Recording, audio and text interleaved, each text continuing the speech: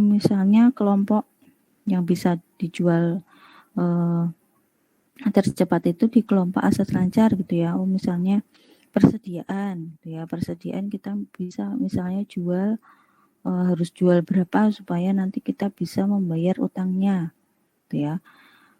Tuh jadi kita melihatnya itu dari aset yang mudah berubah menjadi kas gitu ya. Itu liquid, maksudnya liquid itu yang cepat berubah menjadi kas. Liquid kan cair gitu ya, jadi ada barang yang berubah bentuk gitu ya nanti menjadi kas yang tidak misalnya dari persediaan tidak berupa persediaan lagi tetapi menjadi kas gitu ya. Beda dengan yang kelompok aset tetap gitu ya. Kalau yang kelompok aset tetap ini menjualnya merubah menjadi kas lama gitu ya. Misalnya jual tanah gitu ya kan. Jual tanah tidak semudah yang dipikirkan gitu ya. Jadi harus lama mengurusnya, misalnya mengurus pindah nama, balik nama dan lain sebagainya gitu ya. Itu kalau misalnya yang dijual aset tetap, sehingga aset tetap ini kita nanti tidak perhitungkan untuk mengukur ini, untuk digunakan untuk mengukur apakah dapat digunakan untuk memenuhi kewajiban keuangan gitu ya. Jadi kita tidak akan menggunakan yang aset tetap. Jadi yang kita gunakan nanti untuk memenuhi kewajiban jangka pendeknya ini yang aset lancar gitu ya. Ini karena apa? Karena ini supaya aset tersebut mudah berubah menjadi kas gitu ya. Nah, untuk mengukur rasio likuiditas ini ada 3 bisa digunakan, yang bisa digunakan gitu ya. Biasanya sih perusahaan menampilkan semuanya gitu ya. Ada current ratio, ada quick ratio, ada cash ratio. Ya, untuk current ratio di situ menghitung kemampuan perusahaan melunasi seluruh kewajiban jangka pendek yang menggunakan aset lancar yang dimiliki. Tuh ya, jadi mempertimbangkannya dari seluruh aset lancar yang dimiliki untuk membayar kewajiban jangka pendeknya. Tuh. Kemudian yang kedua, quick ratio atau exit test ratio. Di situ menghitung kemampuan perusahaan melunasi seluruh kewajiban jangka pendek yang menggunakan aset lancar yang dimiliki, tetapi tidak memperhitungkan persediaan. Itu ya, karena persediaan ini aset lancar yang kurang liquid. Gitu ya, jadi dianggapnya aset lancar yang kurang liquid. Kenapa? Ada persediaan. Kan belum tentu orang mau membeli gitu ya, membeli barang dagangannya gitu ya. Nah, sehingga dianggap persediaan tersebut sebagai aset lancar yang kurang liquid, sehingga tidak dimasukkan ke dalam perhitungan untuk mengukur kemampuan perusahaan melunasi seluruh kewajiban jangka pendeknya gitu ya. Karena kan misalnya zaman sekarang gitu ya, mau jual barang lama lakunya gitu ya, maka sebaiknya tidak menggunakan ini persediaan untuk menghitung kemampuan melunasi kewajiban jangka pendeknya. Kemudian yang ketiga ada cash ratio. Ya, cash ratio di situ mengukur kemampuan perusahaan dalam jangka pendek untuk melunasi liabilitas dengan menggunakan kas dan setara kas yang dimiliki. Jadi perusahaan itu mengukur mampu membayar utang atau tidaknya utang yang jangka pendek ya, itu hanya dari kas dan setara kas gitu ya. Karena kan ini lebih pasti gitu ya. Kalau yang lain-lain kan piutang juga misalnya ada yang belum jatuh tempo gitu ya. Nah, sehingga perusahaan hanya menggunakan kas dan setara kas untuk perhitungan mereka mampu membayar atau tidak.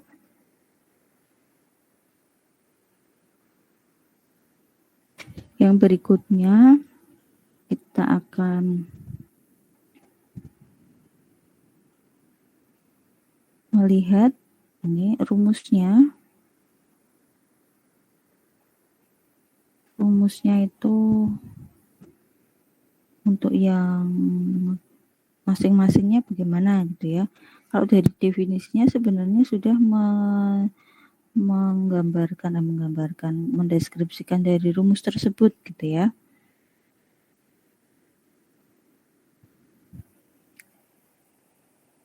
Misal tadi current ratio ini mengukurnya yaitu aset lancar dibagi kewajiban lancar. Jadi kemampuan perusahaan untuk membayar kewajiban lancarnya ini diukur dari aset lancar yang dimiliki. Aset lancarnya cukup enggak untuk membayar kewajibannya. Kemudian yang quick ratio tadi tanpa persediaan, maka aset lancar dikurangi persediaan. Dibagi dengan kewajiban jangka pendek, kewajiban lancar.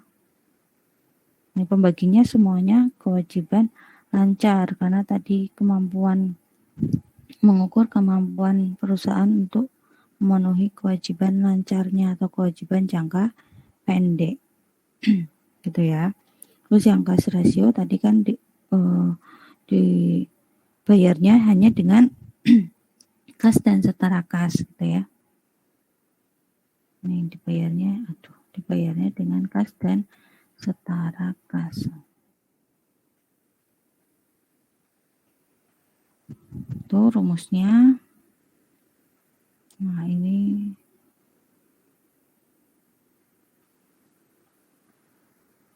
ada contoh soal gitu ya. Tapi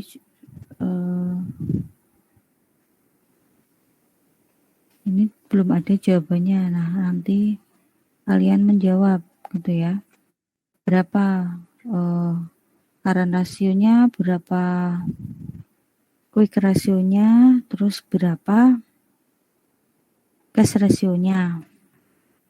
Tuh, untuk yang current rasio jadi di situ makin tinggi rasio ini akan makin liquid kondisi perusahaan. Ya, terus nanti kalau misalnya kalian hitung jika nilai rasionya lebih dari 1, itu menunjukkan kesehatan keuangan perusahaan yang baik karena jumlah aset lancarnya itu melebihi liabilitas lancarnya. Itu yang current rasio. Jadi semakin tinggi rasio nanti semakin tinggi current rasionya, maka semakin liquid. Gitu ya.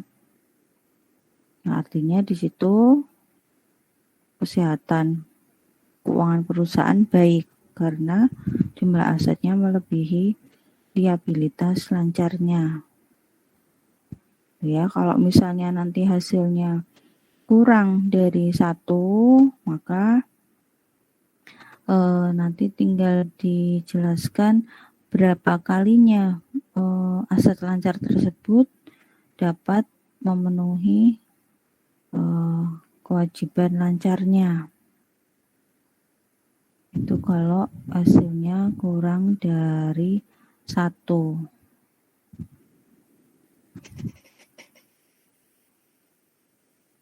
Itu untuk yang current ratio gitu ya. Kemudian nanti dijelaskan berapa rupiah tuh.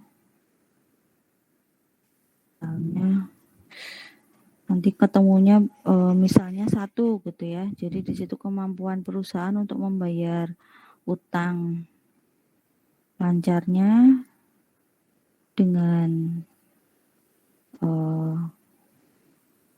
aset lancar 1:1, misalnya ketemunya 1 gitu ya. Berarti utang lancarnya sama dengan nominal di aset lancar gitu ya. Aset lancar nominalnya sama dengan utang lancar itu 1 gitu ya, atau 100%. Jadi di situ kemampuan perusahaan untuk membayar utang lancar dengan aset lancar itu 1:1. Artinya setiap 1 rupiah utang lancar itu dijamin dengan aset lancar sebesar 1 rupiah.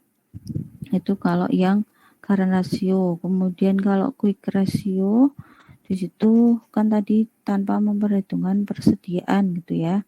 Kemudian nanti penjelasannya apa? Misalnya ketemunya nanti 1,5 gitu ya. Jadi di situ penjelasannya kemampuan perusahaan untuk membayar utang lancar dengan aset lancar tanpa persediaan 1,5:1 atau 150% gitu ya. Nanti setiap 1 rupiah utang lancar dapat dijamin dengan aset lancar tanpa persediaan 1,5 rupiah. Tuh, kemudian penjelasan lainnya kalau misalnya hasilnya kurang dari 1 itu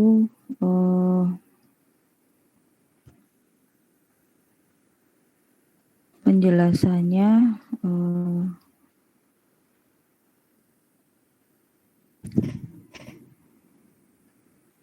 jumlah aset lancarnya lebih kecil dari liabilitas sehingga perusahaan di situ belum punya kemampuan yang cukup dalam melunasi liabilitas lancarnya. Gitu ya, kalau misalnya kurang dari 1. Nah, perusahaan tersebut harus menggunakan aset lainnya, menggunakan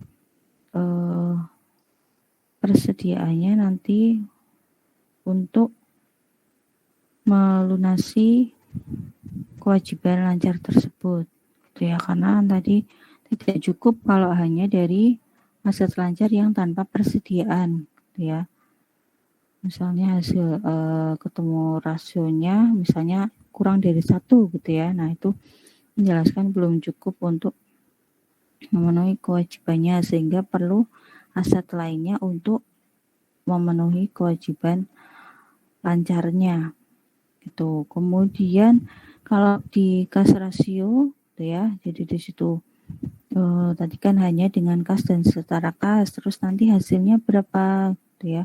Kalau misalnya hasilnya semakin tinggi artinya kan kondisi perusahaan semakin baik karena semakin liquid gitu ya keuangannya gitu ya. Nah, tetapi ada yang mengindikasikan semakin tinggi kasnya malah mengindikasikan tidak efisien gitu ya, karena tidak memberi nilai tambah bagi perusahaan gitu ya.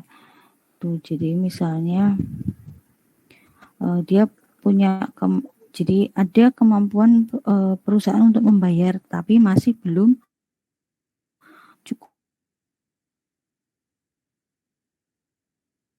kurang dari 1 berarti nanti dipresentasekan dalam satuan persen, jadi kurang dari 100% gitu ya. Nah, tetapi nanti artinya perusahaan tersebut masih mampu untuk membayar tetapi dalam proporsi yang kecil gitu ya. Karena dari misalnya kas tersebut itu belum mampu untuk memenuhi misalnya kewajiban lancarnya, maka memerlukan aset lain untuk membayar kewajiban lancarnya.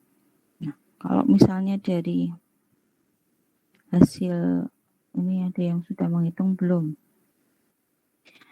Yang current rasio ini hasilnya berapa?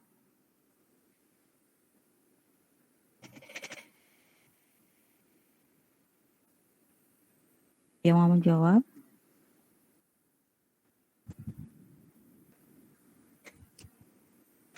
Current rasio hasilnya berapa?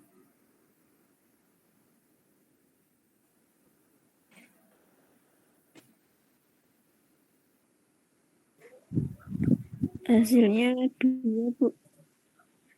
2. Dari mana? Siapa yang barusan menjawab? Aduh, kok ini kok tempat saya kok enggak aktif ya yang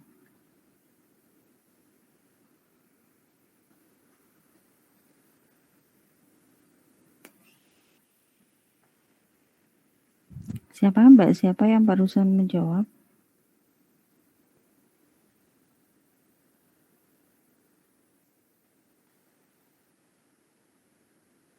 Halo? Yang barusan menjawab Mbak siapa ya? Rizka, Bu. Rizka, itu ketemu 2 dari mana Mbak Rizka? Dari jumlah aktiva lancar dibagi dengan jumlah utang lancar.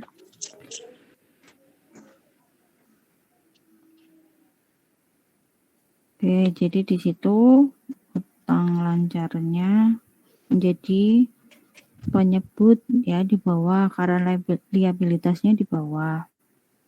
Current liabilities atau kalau bahasa Indonesianya sekarang liabilitas, dulu istilahnya kewajiban gitu ya. Liabilitas lancar atau liabilitas jangka panjang itu kewajiban lancar atau kewajiban jangka panjang. Nah, ini untuk kewajiban lancarnya, liabilitas lancarnya atau current liabilities di 30. Sedangkan yang pembilangnya ini adalah current asset, aset lancar gitu ya. Nah, ini 60, jadi 60 dibagi 30 hasilnya 2. Jadi ada kemampuan perusahaan untuk membayar utangnya itu 2:1 atau 200%. Jadi nanti setiap 1 rupiah utang akan dijamin dengan aset lancar sebesar 2 rupiah.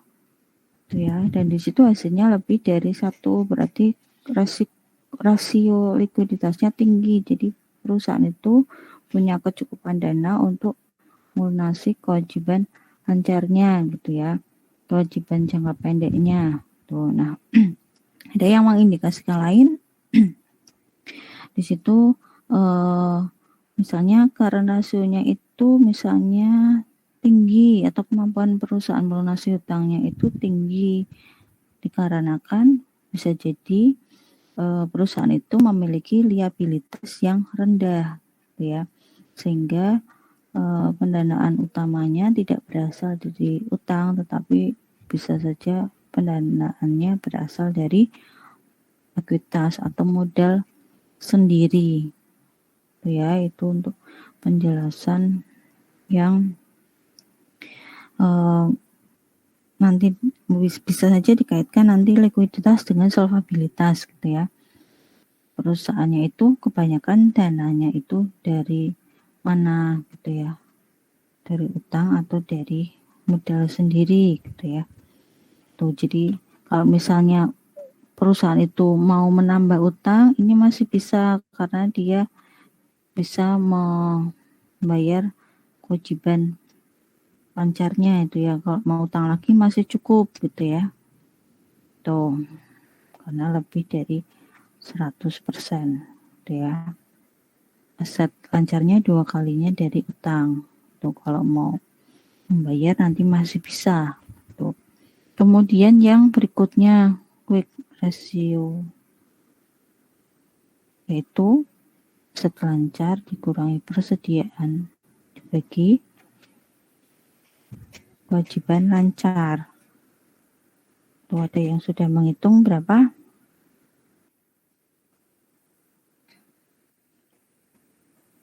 (1,16). Siapa yang barusan menjawab?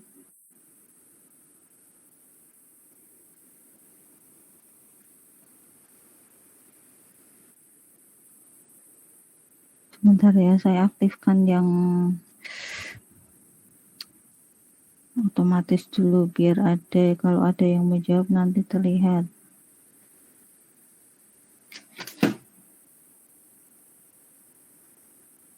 Siapa yang barusan tadi menjawab 1,16 itu? Udah Bu. Afroful Huda. Ya. Jadi kan itu 60 juta dikurangi misal jumlah 25 juta jadi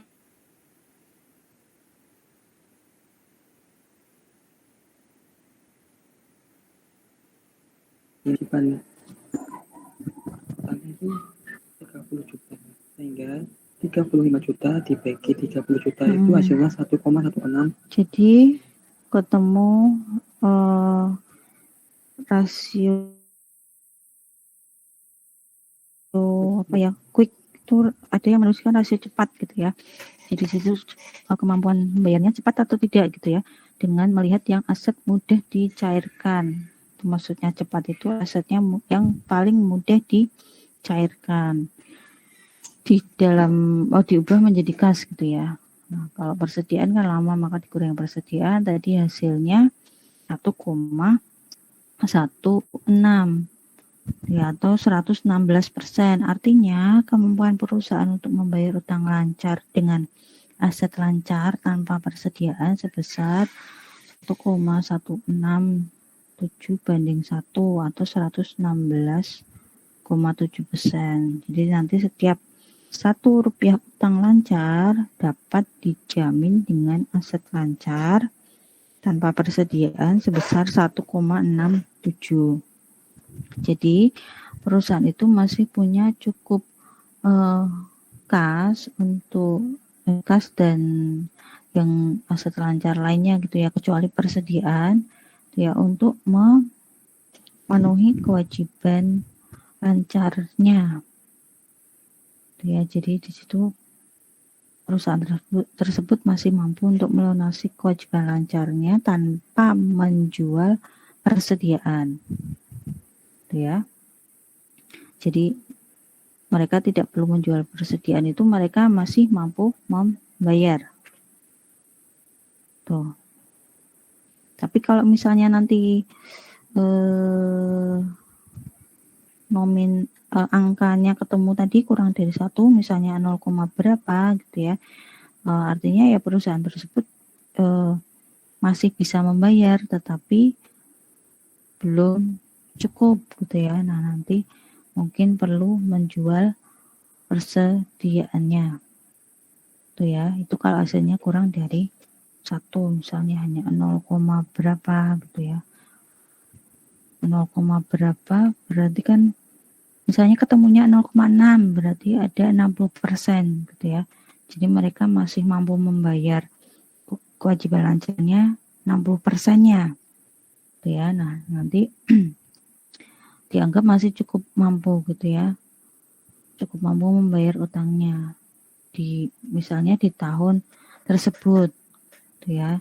Kan tidak harus langsung, misalnya 30 juta itu kan misalnya tidak langsung dibayar di lunasi di periode tersebut gitu ya, yang lainnya nanti bisa dilunasi di periode berikutnya gitu ya, sehingga perusahaan itu masih mau membayar 60%-nya gitu ya. Tapi kalau misalnya sudah jatuh tempo ya di situ perlu menjual persediaannya supaya mereka bisa membayar kewajiban jangka pendeknya. Itu kalau yang kurang dari 1. Terakhir yang cash ratio. Kas dan setara kas dibagi kewajiban lancar. Siapa yang mau menjawab?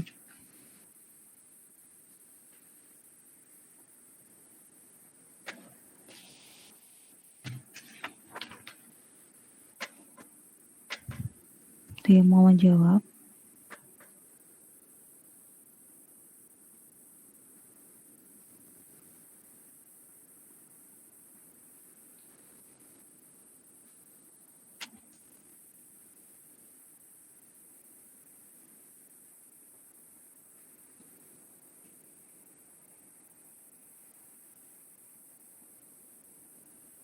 Ada yang mau menjawab yang cash ratio?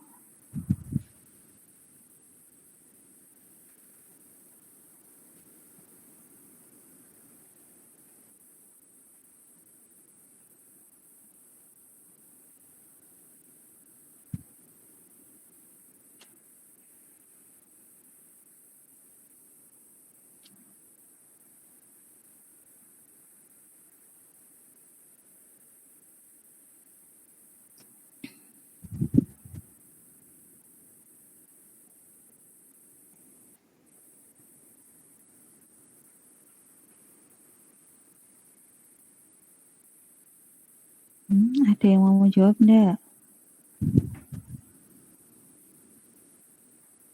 Berapa ketemunya? Kalau itu saya lewati loh.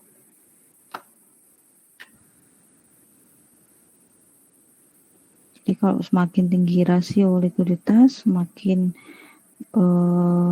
besar kemampuan perusahaan untuk melunasi kewajiban jangka pendeknya, gitu ya, dengan aset lancar ataukah dengan kas, gitu ya, dan lain yang ada di aset lancar, gitu ya,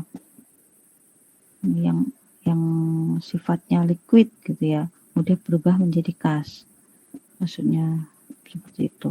Liquid itu yang mudah berubah menjadi kas. Tuh, kan kalau piutang kan nggak mungkin, piutang kita nerimanya barang kan nggak mungkin. Mereka utangnya uang ya harus membayarnya, pelanggannya membayarnya uang gitu kan. Jadi kan langsung dapat kasnya cepat kalau yang piutang gitu ya. Tapi kalau persediaan kan lama.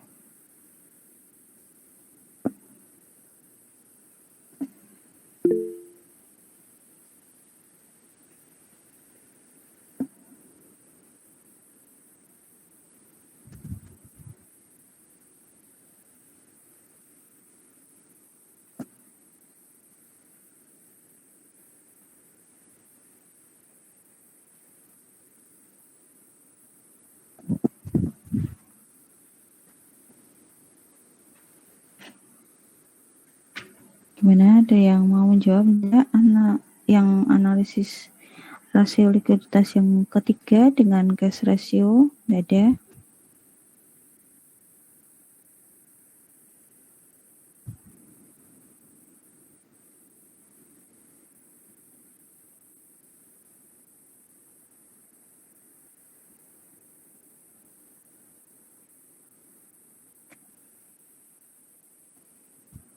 Ini kok beda jawaban yang lain, apa pada yasinan apa ya?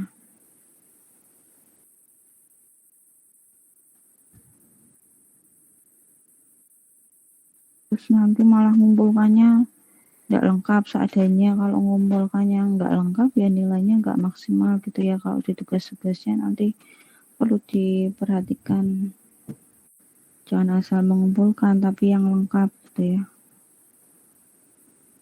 Itu yang hanya asal mengumpulkan. Kalau saya nilainya ya tidak berdasarkan mengumpulkan, lengkap tidaknya. Itu ya, nanti kalau ini tidak ada jawab ya, nanti dihitung sendiri ya berapa cash ratio-nya. Kalau kurang dari 1 berarti perusahaan itu proporsinya kecil untuk melunasi kewajiban jangka pendeknya, belum mampu membayar seluruh kewajiban jangka pendeknya, maka dia perlu menggunakan aset lancar lainnya untuk memenuhi kewajiban lancarnya, gitu ya. Kalau lebih dari 1 berarti kas sudah cukup untuk membayar kewajiban jangka pendeknya, artinya ya kondisi keuangannya cukup bagus gitu ya. Terus tapi ya ada pertimbangan lain, misalnya karena kewajiban jangka pendeknya itu kecil, maka ya perusahaan masih dapat membayarnya, ya ada yang seperti itu. Misalnya lainnya didanai dari modal sendiri gitu ya.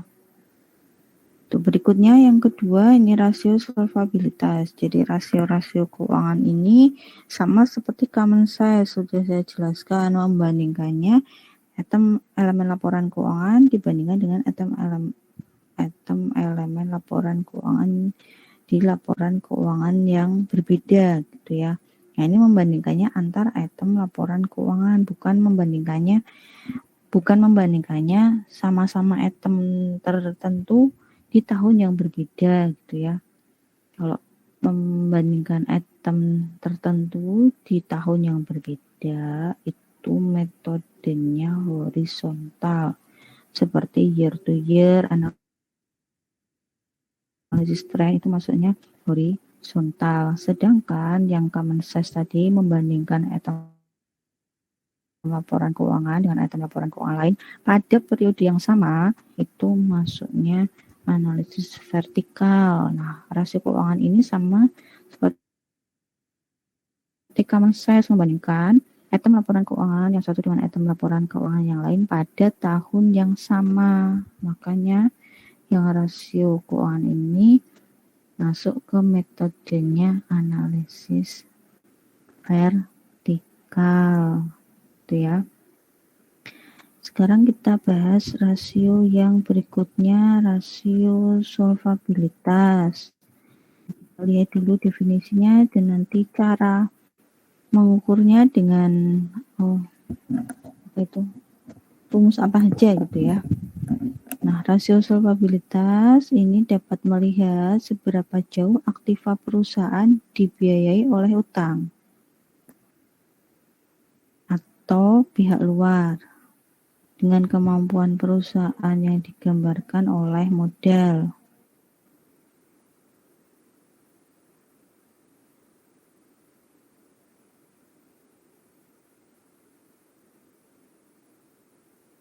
Perusahaan dibiayai oleh utang dengan kemampuan perusahaan yang digambarkan oleh modal sendiri atau ekuitas. Perusahaan yang baik memiliki komposisi modal yang jauh lebih besar daripada utang, gitu ya.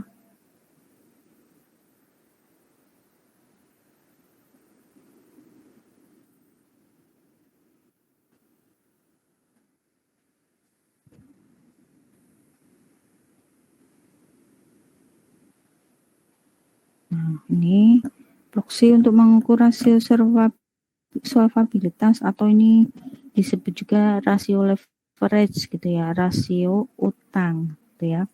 Jadi utang kita itu proporsinya berapa gitu ya, lebih banyak didanai dari utang atau lebih banyak didanai dengan modal sendiri gitu ya. Ini rasio solvabilitas atau rasio leverage gitu ya. Ini menggambarkan proporsi utang perusahaan, rasio solvabilitas ini atau rasio leverage ini. Jadi nanti makin tinggi proporsi utang atas pendanaan aset, maka semakin beresiko suatu bisnis perusahaan atau suatu perusahaan, ya. Nah, tapi ada yang ini optimis gitu ya. Jadi mereka menggunakan mendanai kegiatan perusahaannya dengan utang, gitu ya. Nanti dia optimis nanti bisa memberikan laba yang tinggi, gitu ya. Nah itu, tapi perusahaan harus menanggung ini ya resiko yang tinggi, gitu ya.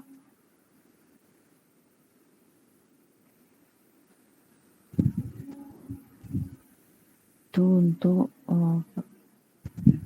penjelasannya. Jadi kalau nanti kalian lihat di annual report, kalau kalian hitung nanti ya, kalian hitung financial statementnya, terus kemudian kalian hitung solvabilitasnya itu ya, ada yang 100% atau berapa ratus persen, artinya ya memang dananya kebanyakan dari utang gitu ya.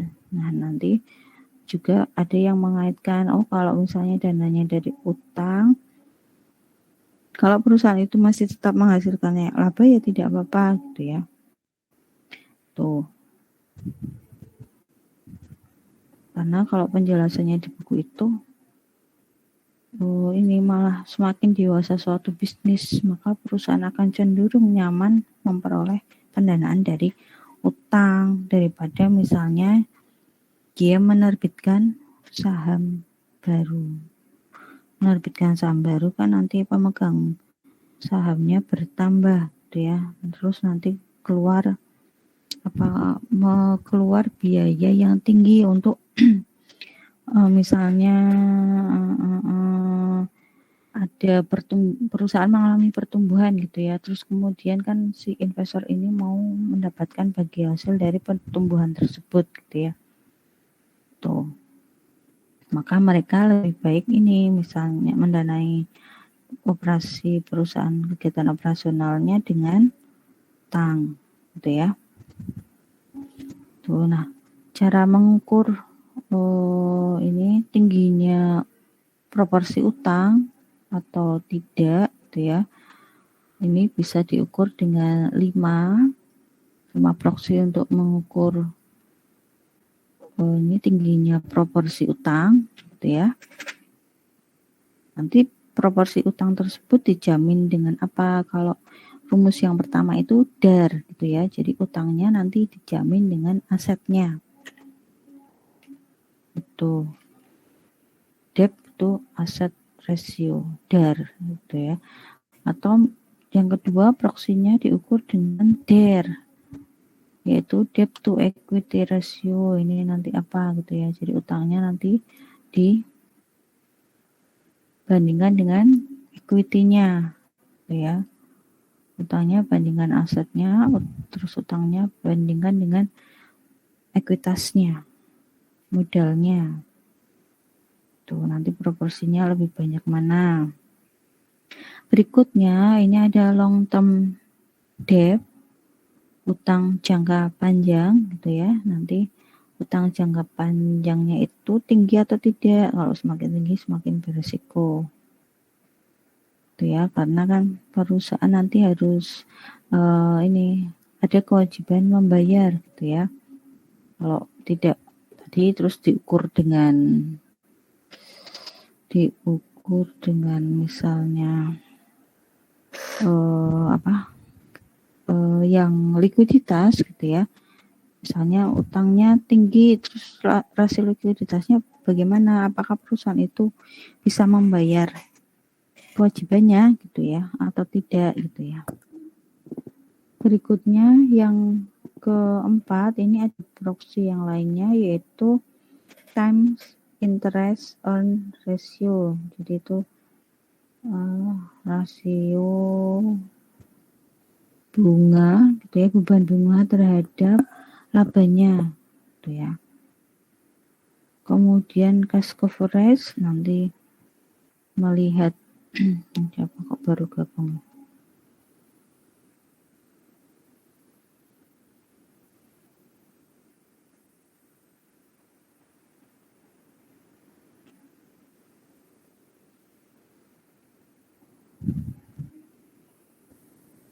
Cash coverage ini nanti kita lihat dari ini kas di situ perusahaan itu ada kemampuan melunasi beban bunganya atau tidak yang dilihat dari labanya gitu ya. Jadi ini kemampuan perusahaan melunasi beban bunganya.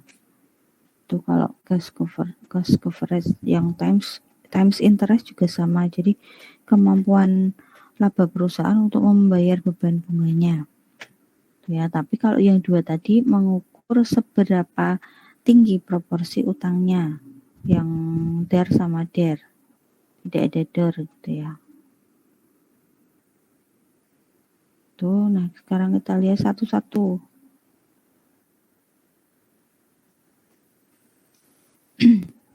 Yang DAR ya, rasio total aset terhadap total aktiva. Jadi DAR itu menunjukkan besarnya total utang terhadap total aktiva yang dimiliki perusahaan. Rasio ini menunjukkan besarnya aset perusahaan yang didanai oleh utang. Terus semakin tinggi rasio ini menunjukkan semakin besar pula pendanaan dari utang, artinya semakin besar resiko. Yang tadi kemungkinan misalnya tidak dapat membayar utang gitu ya. Kemudian rasio yang tinggi juga menunjukkan bahwa rendahnya aset perusahaan yang dibiayai oleh modal sendiri gitu ya.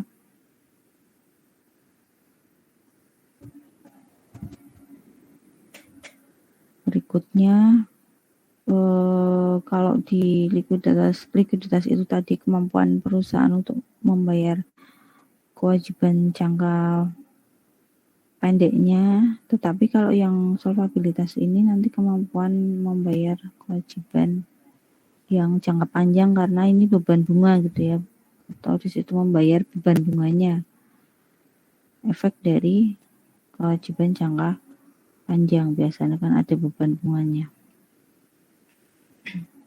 Ini rumusnya tadi kan mau mengukur utangnya itu bisa di lebih banyak berapa kalinya dari aset gitu ya, lebih banyak berapa kalinya dari ekuitas gitu ya.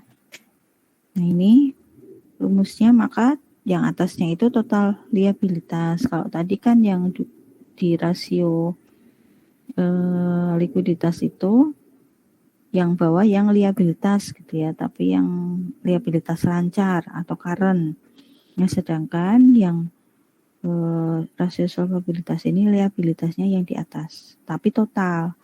Jadi ini kewajiban jangka pendek dan kewajiban jangka panjang. Ini total liabilitas. Ya, kalau tadi kan kewajiban jangka pendek, current. Nah, kalau ini dua-duanya total. Bagi total aset. Total aset ya aset lancar dan aset tetap gitu ya. Berikutnya yang DER. Mengukur sampai seberapa besar jumlah modal sendiri yang dijaminkan atas utang, termasuk utang jangka pendek. Semakin besar rasio ini akan semakin menguntungkan perusahaan, sedangkan bagi pihak bank akan mengakibatkan semakin besar risiko yang ditanggungnya. Ya. Kemudian rumusnya ini sama, atasnya total liabilitas, tapi pembaginya karena ini terhadap ekuitas, equity, maka pembaginya total ekuitas. Ini DER. Semakin rendah rasio ini, semakin tinggi tingkat pendanaan yang disediakan oleh pemegang saham. Nih, kalau ininya hasilnya 0, berapa, artinya pendanaannya kebanyakan dari modal sendiri, tidak dari utang. Kalau hasilnya 1 lebih, itu berarti pendanaannya berasal dari utang, bukan berasal dari ekuitas, ya. Nanti semakin besar pelindungan bagi kreditur jika terjadi kerugian besar.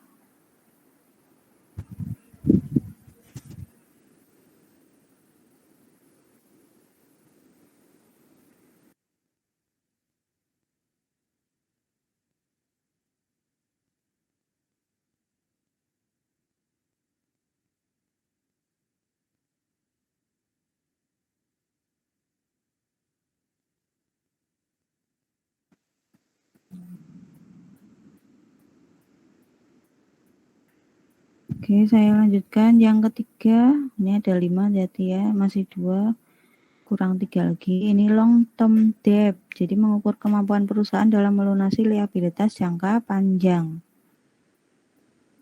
Rumusnya liabilitas jangka panjang dibagi liabilitas jangka panjang plus total ekuitas. Semakin tinggi proporsi utang jangka panjang, maka semakin beresiko. Karena kan mereka harus ada dana gitu ya, ada dana untuk membayar misalnya beban bunga dan per angsuran misalnya per bulannya gitu ya.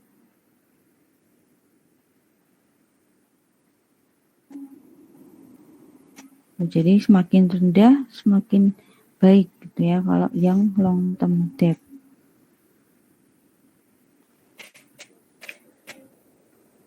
Berikutnya rasio solvabilitas. Yang keempat yaitu time interest on ratio, yaitu mengukur kemampuan perusahaan melunasi beban bunga menggunakan laba yang dihasilkan dari kegiatan operasi perusahaan. Jadi laba yang diperoleh itu nanti digunakan untuk membayar beban bunga, masih bisa atau tidak gitu ya. Tidak digunakan misalnya tidak digunakan sepenuhnya untuk pembagian dividen gitu ya. Jadi akan ada perusahaan yang misalnya membagikan dividen gitu ya. Nah ini mereka melihat kalau mau membagikan dividen itu dia ada ini berasal dari sisanya dari kegiatan ini membayar utang. Jadi kan kemarin sudah dibahas di awal gitu ya, antara yang ini investor ekuitas gitu ya. Investor ekuitas itu nanti kalau laba itu dapatnya terakhir gitu ya, dibagi untuk yang lainnya dulu, misalnya untuk angsuran bayar utang dulu gitu ya, baru nanti sisanya ada atau tidak untuk pemegang saham dibagikan dalam dividen gitu ya.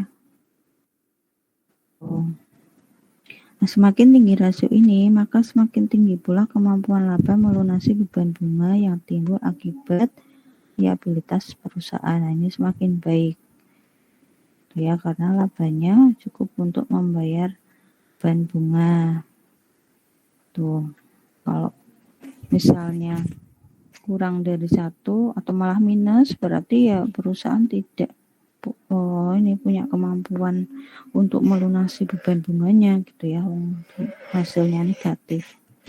Kemudian yang berikutnya terakhir di rasio solvabilitas ini ada cash coverage. Rasio ini mengukur kemampuan perusahaan melunasi beban bunga jangka pendek ataupun jangka panjang dengan kas yang tersedia. Dengan asumsi bahwa kas yang diperoleh perusahaan berasal dari kegiatan operasi perusahaan. Ya, nah ini cara menghitungnya. Laba sebelum bunga dan pajak ditambah dengan beban depresiasi dibagi dengan beban bunga. Itu untuk yang cash coverage.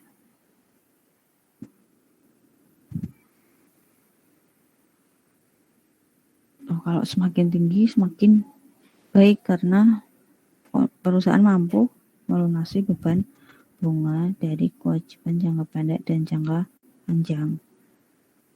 Ya, nah ini nanti tinggal kalian hitung ke rasio-rasio tadi, ini hanya DAR sama DER ya, karena kalau yang long term juga bisa gitu ya, kalian hitung nanti long termnya berapa. Kalau yang terkait sama time interest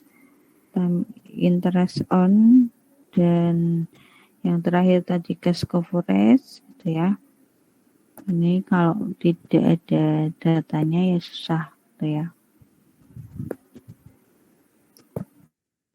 Ini nanti kalian hitung-hitung sendiri ya, berapa DER-nya, hasil DER-nya berapa hasil DER-nya gitu ya. Terus nanti tinggal dideskripsikan artinya apa dari hasil tersebut. Kalau lebih dari 100 ya di situ resikonya tinggi.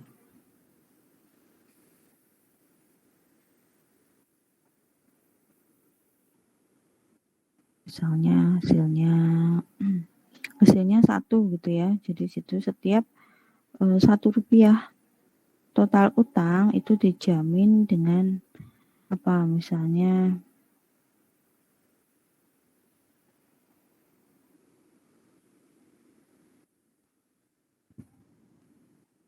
jamin dengan asetnya 1 rupiah.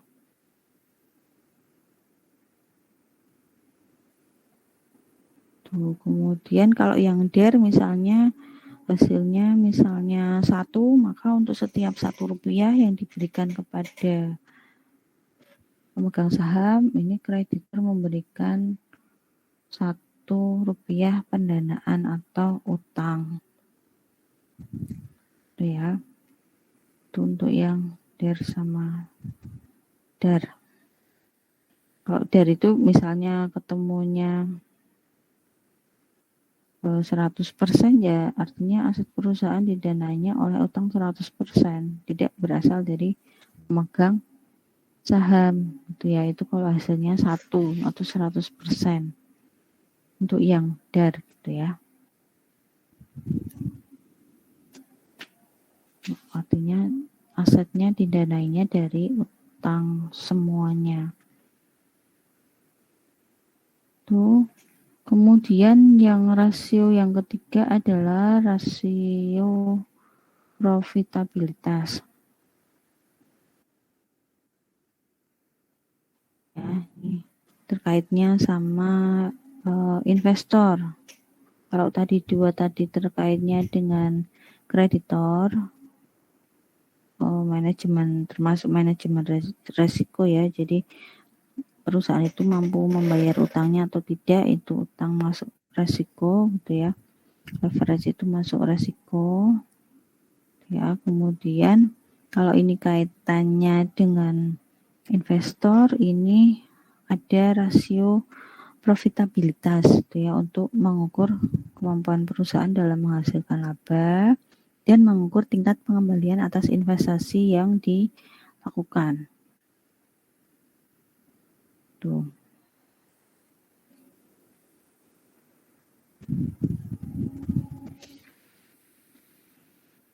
Nah, rasio-rasio tersebut nanti bisa diukur dengan apa saja gitu ya. Ini rasio profitabilitas ini mencerminkan bagaimana kinerja manajemen dalam menjaga efektivitas kegiatan operasional perusahaan. Nah, ini biasanya di penelitian-penelitian itu menggunakan kinerja keuangannya itu ini rasio profitabilitas. Ya.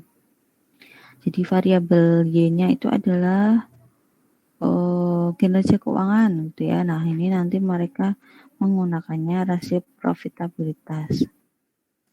Nah, ini mencerminkan kinerja, tetapi kalau rasio yang lainnya tadi, dua tadi itu bukan untuk mengukur kinerja keuangannya gitu ya. Tapi biasanya rasio tersebut yang dua tadi malah nanti dikaitkan dengan bagaimana pengaruhnya terhadap kinerja keuangan gitu ya. Bagaimana pengaruhnya terhadap profitabilitasnya gitu ya. Jadi likuiditasnya baik, nanti apakah dapat mempengaruhi profitabilitas perusahaan menjadi tinggi gitu ya. Atau misalnya rasio leverage-nya tinggi, apakah dapat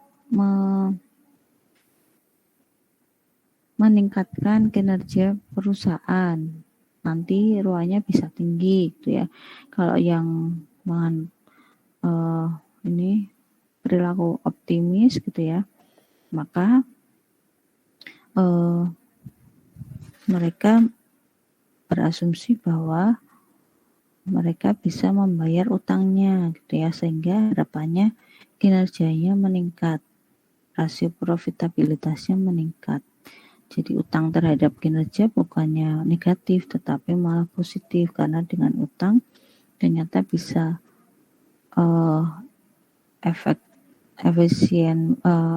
bisa efektif gitu ya kerjanya gitu ya. Dan mereka ternyata bisa menghasilkan laba. Pokoknya saling terkait gitu lah ya. Nah, rasio keuntungan atau rasio profitabilitas ini proksinya ada beberapa gitu ya. Ada yang berdasarkan atau dikaitkannya dengan penjualan, nanti bisa menggunakan gross profit margin, atau bisa menggunakan yang dikaitkan dengan pengembalian, yaitu ROA sama ROE ini. Jadi ada 4 untuk rasio profitabilitas. Kita lihat satu-satu. Tadi yang kaitannya dengan penjualan ada 2, GPM dan NPM, gross profit margin dan net profit margin. Gross profit margin ini mengukur laba kotor perusahaan dari aktivitas penjualan. Jadi laba kotor ya yang digunakan untuk menghitung dari aktivitas penjualan. Masih ingat ya di common size gitu ya, di perhitungan common size itu yang ada di laporan laba rugi, pembaginya adalah penjualan ya. Jadi kalau yang lainnya itu misalnya diambil yang paling bawah, total aset sama total utang dan ekuitas gitu ya. Tapi kalau yang di laporan laba rugi, pembaginya bukan laba tapi malah laba itu sebagai pembilangnya. Itu ya yang di atas gitu ya. Yang di bawah malah penjualannya. Jadi labanya itu berapa persen dari penjualannya gitu ya. Nah, laba kotor kalau di laporan keuangan tidak ada ya kalian harus cari. Cara mencarinya nanti penjualan dikurangi HPP untuk laba kotor. Itu ya. Kemudian dibagi dengan penjualan.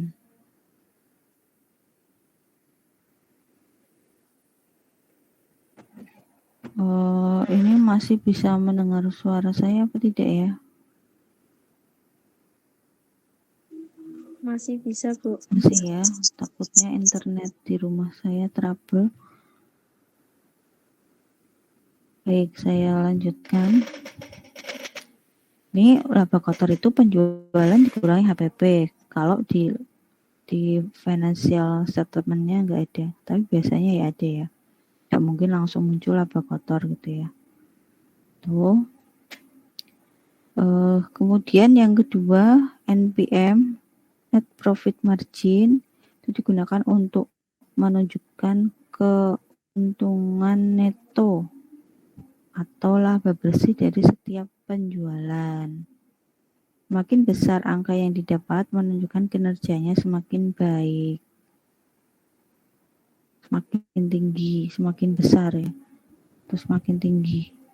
Misal, nanti ketemunya 0,02, berarti kan hanya 2% gitu ya. Jadi keuntungan bersihnya misalnya hanya 2% dari penjualannya. Nah, itu kira-kira baik atau tidak? Ya, bisa dikatakan kurang baik gitu ya. Meskipun tidak rugi, tapi dengan rasio tersebut ya kinerjanya dianggap kurang baik gitu ya. Kalau misalnya kinerjanya kurang baik ya nanti dijelaskan karena faktor apa gitu ya di perusahaan tersebut gitu ya. Kalau misalnya terjadi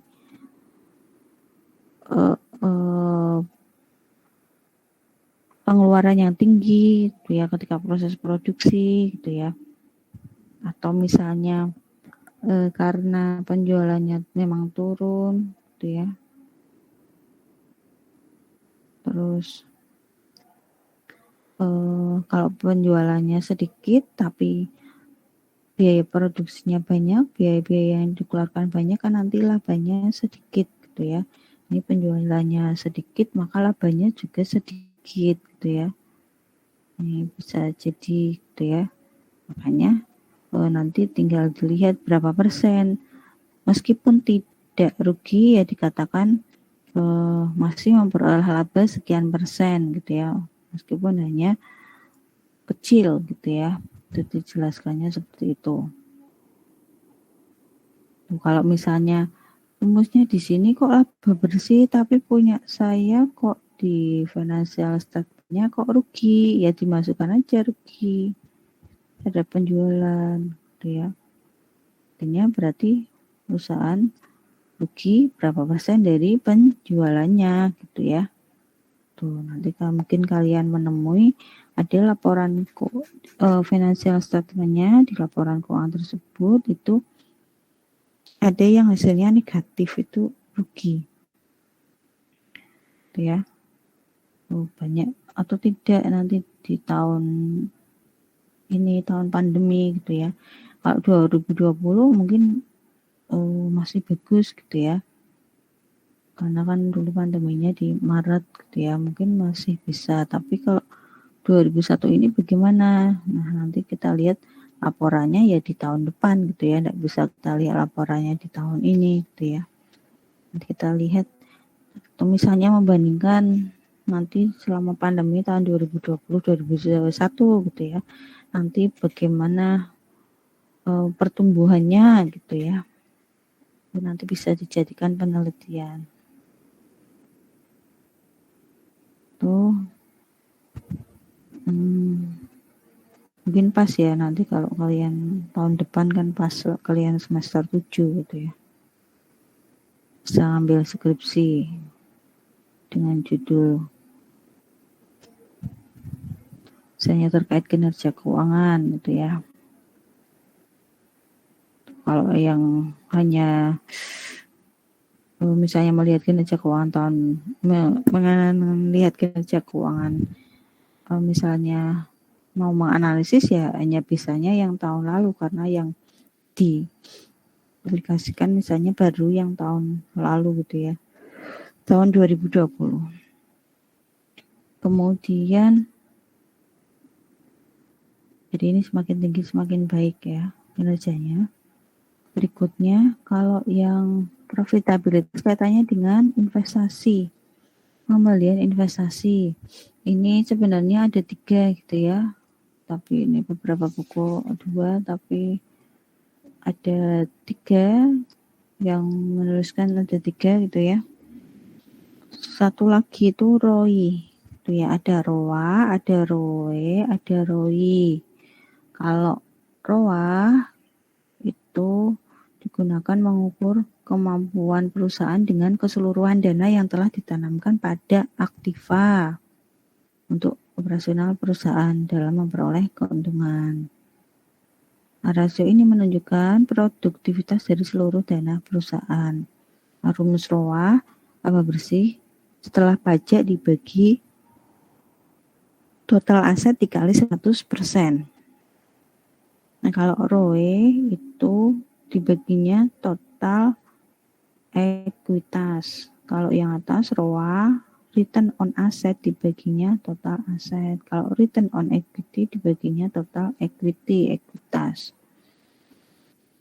Untuk return on equity ini digunakan untuk mengukur tingkat efisiensi modal sendiri dan menunjukkan laba bersih yang dapat diperoleh dari modal pemilik. Semakin tinggi rasio ini, semakin memperkuat posisi modal pemilik. Sedangkan kalau satu lagi itu ada ROI, rumusnya apa ini? Yang tahu?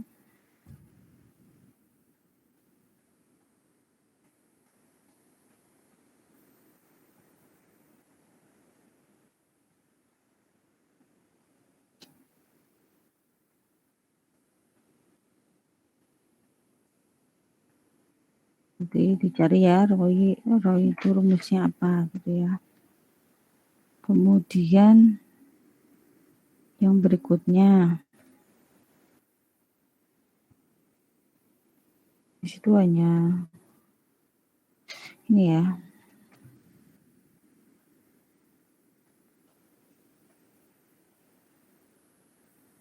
Slide berikutnya itu hanya latihan soal kalau tidak salah ini. Ya, ini latihan soal, kalian diminta menghitung berapa gross profit margin, berapa net profit margin, berapa return on asset, berapa return on equity.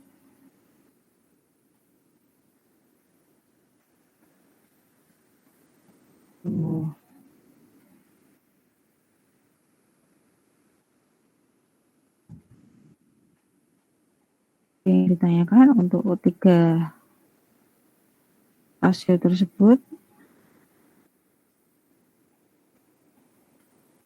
ROI ini terkaitnya sama investasi gitu ya. Ada buku yang menuliskan ROI ini masuknya ke mana tadi? Saya juga bingung ya, ada buku yang menuliskan itu masuk ke atau penelitiannya yang salah ya.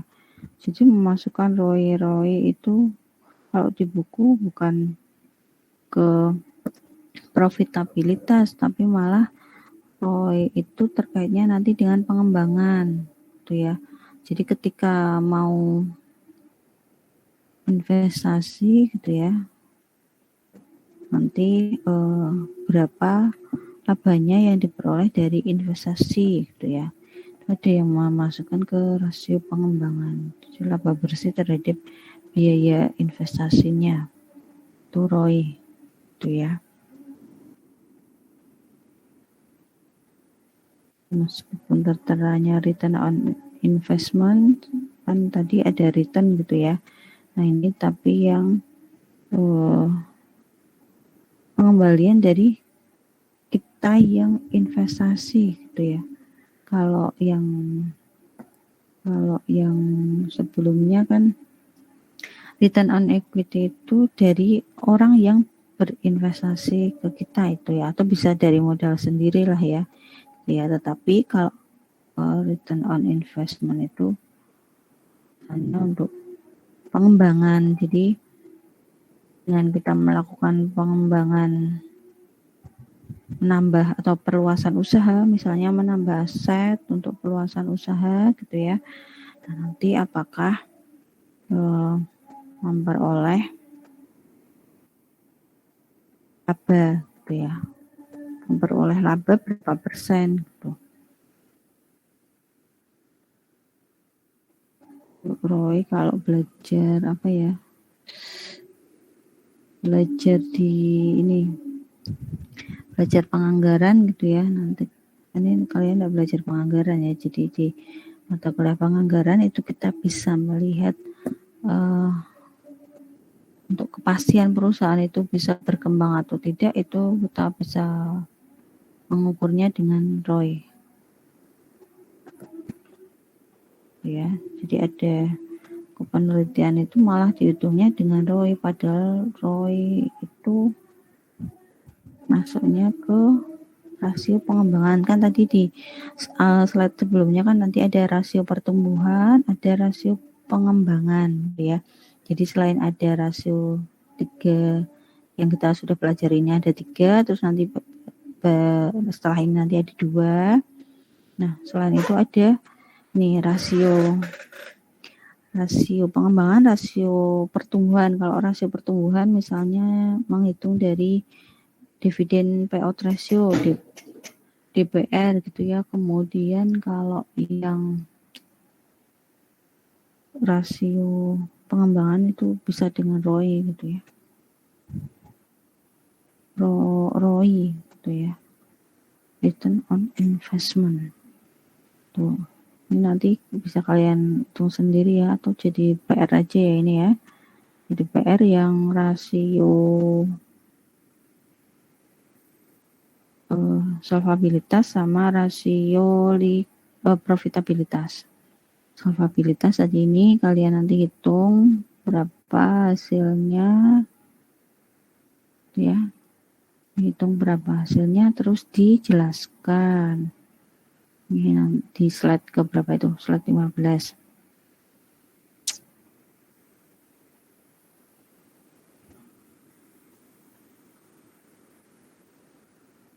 Ditambah yang ini ya, long term debt ratio.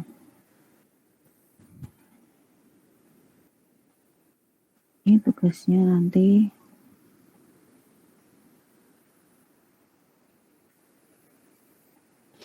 di slide ke 15 dan slide yang terakhir, slide 20. Nanti kalian coba hitung dan dijelaskan artinya rasionya tinggi atau tidak gitu ya. Terus kemampuan perusahaan membayar beban bunganya dibiayai oleh apa, dibiayai oleh apa tadi, labanya gitu ya, itu yang solvabilitas.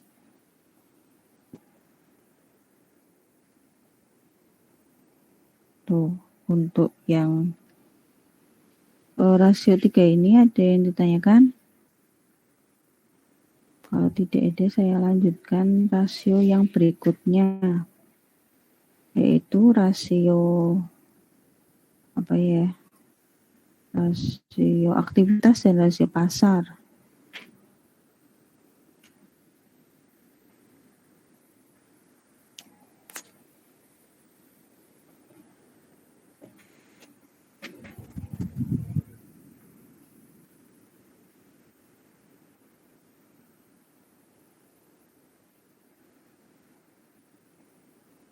Ada ya, ini dicatat ya tugasnya ya, slide ke-15 dan slide ke-20. Itu kok pertemuan yang akan datang sudah ujian ya, itu baru kemarin ya.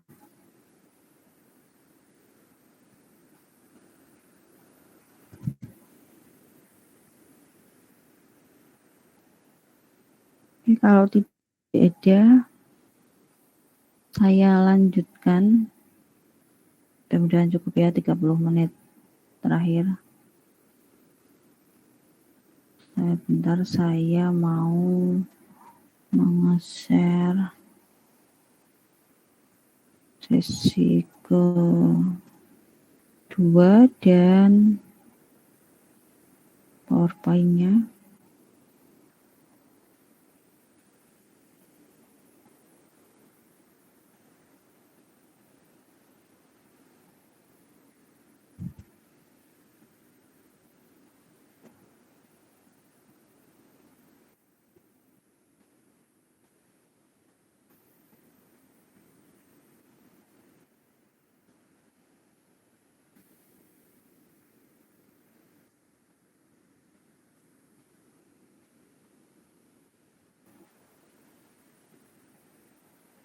Ini yang link presentasi kedua, silahkan diisi ya.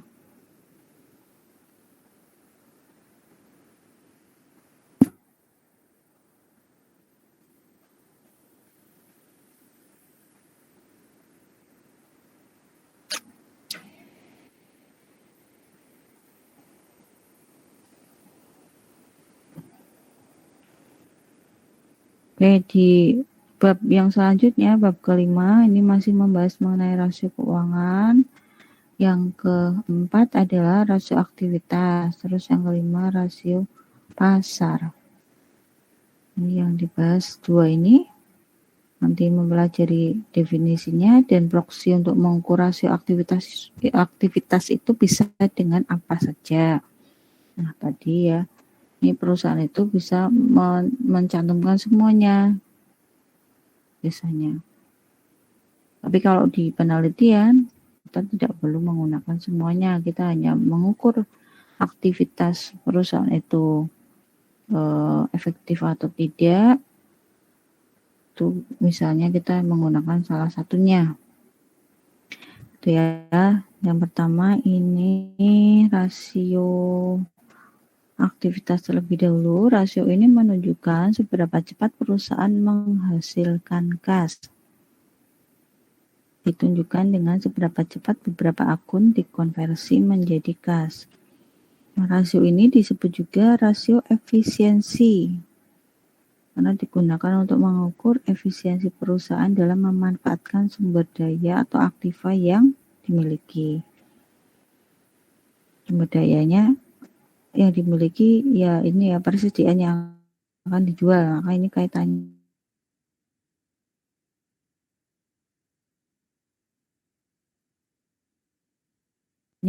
sama barang dijual.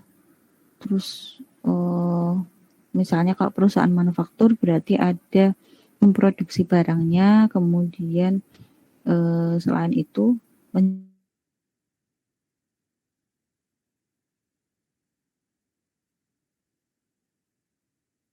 tidak, kalau misalnya perputaran barangnya itu cepat, perputaran dapat asetnya cepat gitu ya, berarti ini artinya baik gitu ya, karena dia misalnya mampu menjual ya, tingkat penjualannya misalnya tinggi gitu ya, terus menghasilkan penjualan yang tinggi tuh. Ini rasio aktivitas terkait dengan aktivitas perusahaan kegiatannya yang menjual gitu ya. Bisa menjual barang, bisa menjual jasa gitu ya. Kalau menjual jasa ya nanti net revenue, pendapatan bersih gitu ya. Kalau perusahaan jasa kan tidak mencatatnya penjualan tapi pendapatan, revenue atau sales. Kalau revenue itu pendapatan untuk perusahaan jasa, sales itu untuk penjualan perusahaan dagang atau perusahaan manufaktur. Nah, ini ada beberapa rasio yang bisa digunakan. 1, 2, 3, 4, 5, 6. Ada asset turnover tuh ya. Jadi perputaran dari aset. Tuh, jadi dia bisa menjual berapa banyak asetnya tuh ya. Kemudian ada yang berikutnya di situ. Kalau ada yang mengistilahkan di buku itu bukan rasio aktivitas, tapi tadi ya rasio efisiensi, yaitu mengukur seberapa efisien perusahaan dalam mengelola aset yang dimiliki untuk menghasilkan penjualan. Aset yang dimiliki dia ini ya barang dagangannya gitu ya.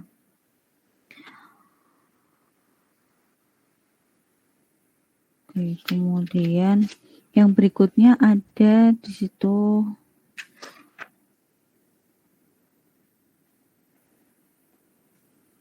kalau saya jelaskan dulu ya yang aset turnover gitu ya, yaitu menghitung seberapa besar pendapatan atau penjualan yang diperoleh perusahaan melalui aset yang dimiliki. Jadi berapa besar penjualan dari aset yang dimiliki. Perusahaan dengan investasi aset yang besar akan cenderung memiliki perputaran aset yang kecil. Tuh ya. Jadi kalau misalnya asetnya itu besar, berarti di situ perputaran asetnya kecil. Tuh. Nah, harusnya bagaimana? Ini makin tinggi rasio ini, maka semakin efisien perusahaan dalam mengelola asetnya. Tuh ya. Jangan sampai misalnya di situ penjualannya lebih kecil dari asetnya, misalnya nilainya 0, berapa gitu ya. Kalau misalnya lebih kecil, ya tadi berarti tidak efisien perusahaan dalam mengelola asetnya. Tuh, kemudian ada receivable turnover. Jadi di situ perputaran dari piutang.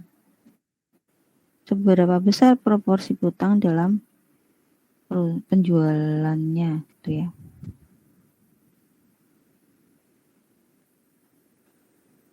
Tuh, kemudian ada rasio yang lainnya, average collection period.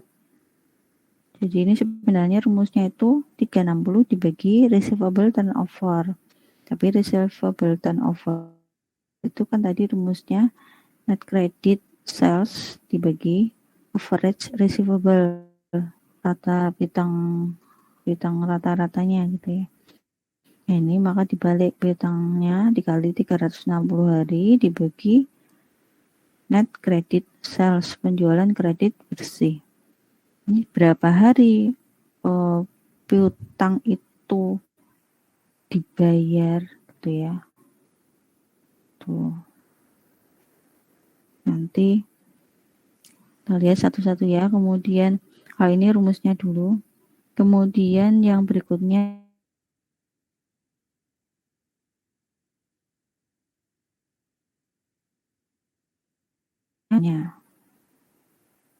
tuh, kemudian yang berikutnya ini rata-rata hari persediaan. Jadi tersimpannya itu berapa hari, semakin cepat berarti semakin baik.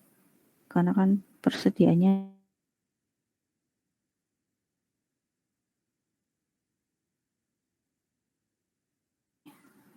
penjualan bersih tapi dibaginya hanya dari aset tetap.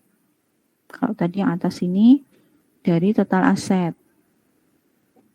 Ya, kalau yang bawah ini hanya dari fixed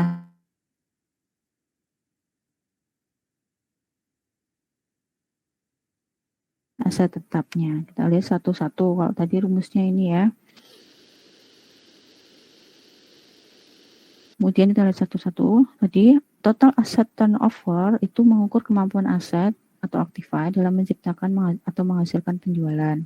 Perusahaan dengan investasi aset yang besar akan cenderung memiliki perputaran aset yang kecil. Jadi kalau asetnya ini besar, malah berarti perputaran asetnya kecil. Semakin tinggi rasio, makin efisien dalam mengelola asetnya. Kan penjualannya semakin banyak gitu ya. Kemudian yang receivable turnover. Rasio ini mengukur seberapa besar proporsi piutang dalam penjualan perusahaan. Semakin tinggi rasio ini akan semakin baik. Karena apa? Perputaran piutangnya tinggi. Mengindikasikan bahwa penjualan secara kas lebih tinggi dari penjualan kredit. Gitu ya. Kalau misalnya hasilnya misalnya receivable turnover itu misalnya hasilnya kebanyakan sih lebih dari satu gitu ya penjualannya. Kalau penjualannya kurang dari satu artinya kinerjanya buruk gitu ya. Nah ini atau yang tadi penjualan rumusnya ini adalah penjualan dibagi piutang gitu ya. Nah kalau misalnya penjualan kreditnya sedikit gitu ya hasilnya, berarti ini penjualan dari kreditnya sedikit, kebanyakan dari penjualan tunai gitu ya. Kalau ininya hasilnya 0, berarti penjualan kreditnya lebih sedikit. Penjualan kreditnya lebih sedikit daripada penjualan tunainya. Tuh, kalau penjualan kredit kan maka muncul piutang gitu ya. Ini mengindikasikannya dari membandingkannya penjualan kredit dengan penjualan tunai. Perputaran piutangnya ini kan piutang itu muncul dari penjualan kredit. Gitu ya.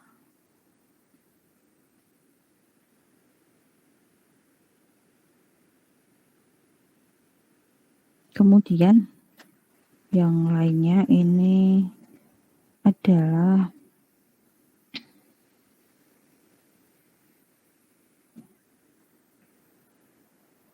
yang receivable turnover. Ini kita lihatnya dari hari perputaran harinya gitu ya, mengukur berapa lama yang dibutuhkan perusahaan memperoleh pembayaran atas piutang. Semakin tinggi rasio ini akan semakin baik karena semakin cepat piutang tertagih, sehingga semakin rendah resiko kerugian piutang yang tidak tertagih. Itu untuk yang hari pengumpulan piutangnya gitu ya. Jadi berapa hari dalam satu tahun kan 365 hari. Nah, dia bisa menagih piutangnya berapa hari. Oh, misalnya ketemunya 45 hari, artinya di situ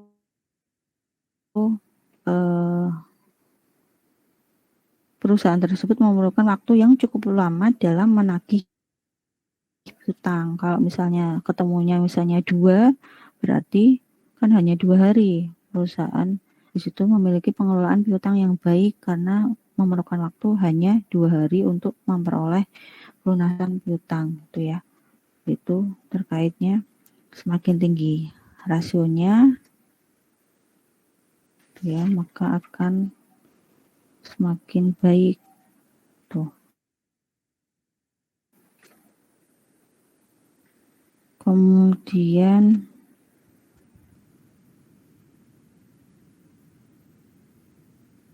yang berikutnya ini ada inventory turnover. Rasio ini mencerminkan seberapa cepat persediaan terjual. Semakin tinggi inventory turnover-nya, maka persediaan persediaan perusahaan semakin cepat terjual, maka dianggap semakin efisien perusahaan mengelola persediaan. Itu ya, artinya persediaan kan tidak banyak menumpuk di gudang. Atau semakin tinggi rasio itu maka makin baik karena perusahaan tidak akan mengalami overstock. Tuh. Tetapi kalau nilai rasionya terlalu tinggi ternyata juga menimbulkan masalah gitu ya. Nanti menimbulkan perusahaan mengalami out of stock, malah kekurangan gitu ya.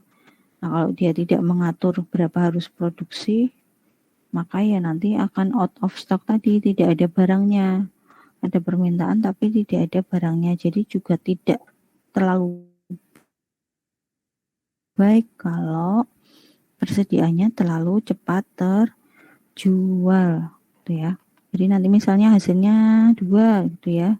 Jadi di situ perputaran persediaannya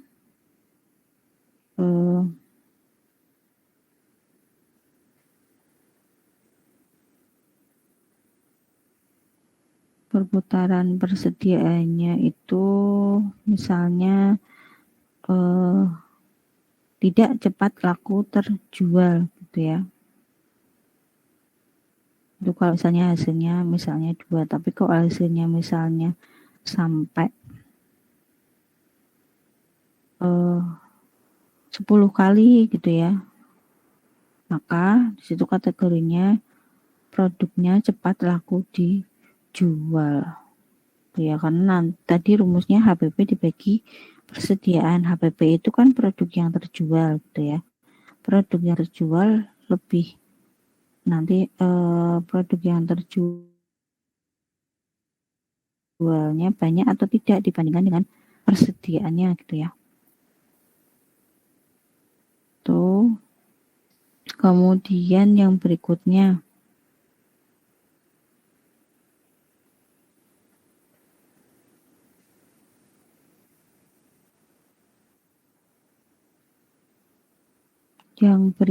ini ada inventory turnover gitu ya. Jadi rasio ini mengukur berapa lama hari yang dibutuhkan perusahaan hingga persediaan terjual. Tuh. Nah, untuk rumusnya ini kenapa tadi munculnya di tabel tadi itu ini average inventory ini. Kenapa munculnya ini? Sebenarnya rumusnya itu 360 atau 365 ya. Ini ada yang menuliskan 360, ada yang menuliskan 365. Kalau di Indonesia biasanya ya makanya 365. Nanti ini diganti ya 365. Tuh. Nah, ini rumusnya sebenarnya 365 dibagi perputaran persediaan. Tapi perputaran persediaan itu ada rumusnya tadi sebelumnya, yaitu HPP dibagi persediaan. Maka daripada menghitung yang inventory turnover dulu, kita bisa langsung menghitungnya ini. Persediaan dikali 365 dibagi HPP. Tuh kalau misalnya ketemunya 40 hari gitu ya, berarti perusahaan memerlukan waktu 40 hari untuk menjual persediaannya. Tuh, kalau misalnya lebih lama lagi, misalnya 100 hari, berarti di situ persediaan membutuhkan waktu misalnya 100 hari untuk menjual seluruh persediaan yang dimiliki. Tuh ya, semakin hasilnya semakin cepat, maka semakin baik gitu ya, supaya produknya tidak terlalu lama di gudang, berapa hari dapat terjual gitu ya. Kalau ini tadi terkaitnya sama HPP-nya, kalau ini harinya berapa hari produk tersebut terjual. Berikutnya ada yang fixed asset, aset tetap. Jadi di situ mengukur seberapa efisienkah investasi perusahaan dalam aset tetap. Makin tinggi rasio, maka semakin efisien investasi aset tetap perusahaan. Tadi rumusnya apa tadi, saya kok belum hafal ya. Penjualan bersih dibagi aset tetap. Rumusnya misalnya ketemunya 10 gitu ya. Artinya dalam Rp1 aset tetap perusahaan mampu menghasilkan penjualan Rp10. Jadi Rp1 aset tetapnya itu mampu menghasilkan penjualan Rp10.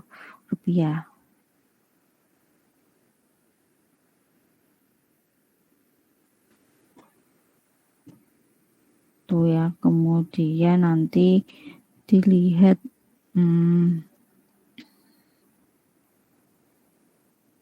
dibandingkannya dengan misalnya total aset perusahaannya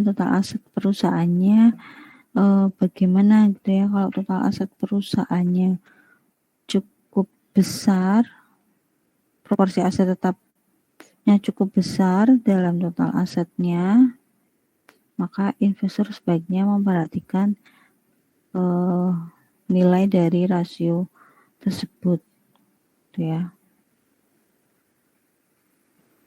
Maka ya harusnya bisa terjual banyak gitu ya. Kalau total asetnya besar gitu ya harusnya. Tuh, jadi semakin tinggi rasio semakin efisien. Tuh untuk penjelasan yang rasio aktivitas dari penjualannya, dari piutangnya, dari persediaannya.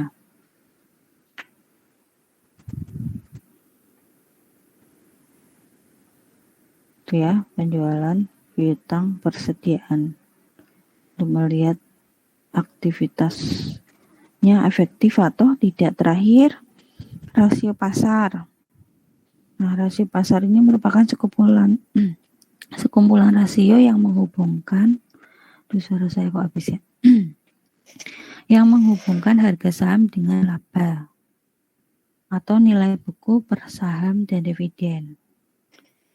Nah, rasio ini memberikan petunjuk mengenai apa yang dipikirkan investor atas kinerja perusahaan di masa lalu serta prospek di masa yang akan datang.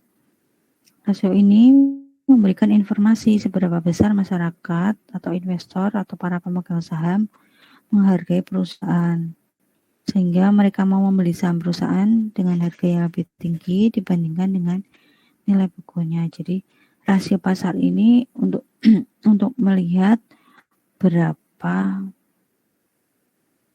nilai perusahaan kita gitu ya, yang nanti tercermin dari harga saham. Kalau harga sahamnya tinggi berarti nilai perusahaan kita baik gitu ya. Ini ada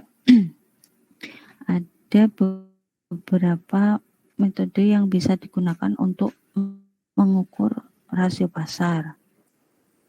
Ya, ada earning per share, EPS. Ini membandingkan antara laba bersih setelah pajak dengan jumlah saham yang diterbitkan. Ya, jadi rumusnya laba bersih setelah pajak dibagi jumlah lembar saham beredar. EPS merupakan rasio yang menunjukkan berapa besar keuntungan atau return yang diperoleh investor atau pemegang saham per lembar saham. Semakin tinggi nilai EPS, ini akan memberi kabar gembira ya bagi pemegang sahamnya, karena semakin besar laba yang disediakan untuk pemegang saham. Nanti mereka bayangannya ke pertumbuhan berarti dividennya tuh ya, nanti dia dapat dividen nih, kan memperoleh dividen dan capital gain. Tuh, ini dibahas di akuntansi keuangan ya. Nah, laba biasanya menjadi dasar penentu pembayaran dividen. dan kenaikan harga saham di masa yang akan datang.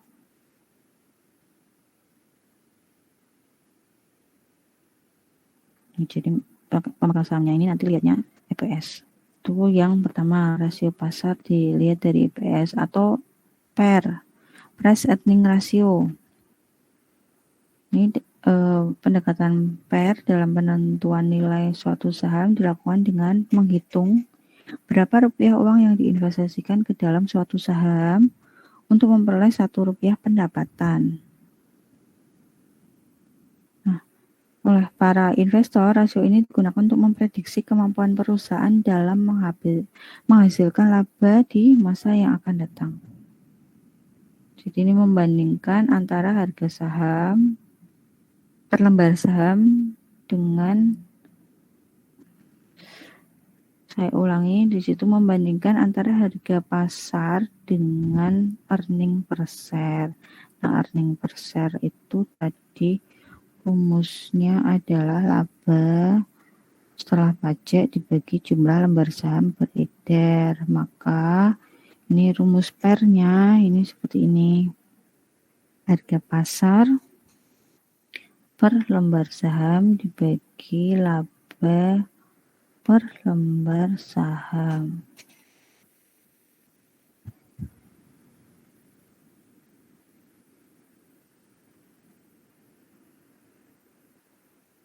Itu ya. Harga pasar per lembar saham tadi kan rumusnya ini.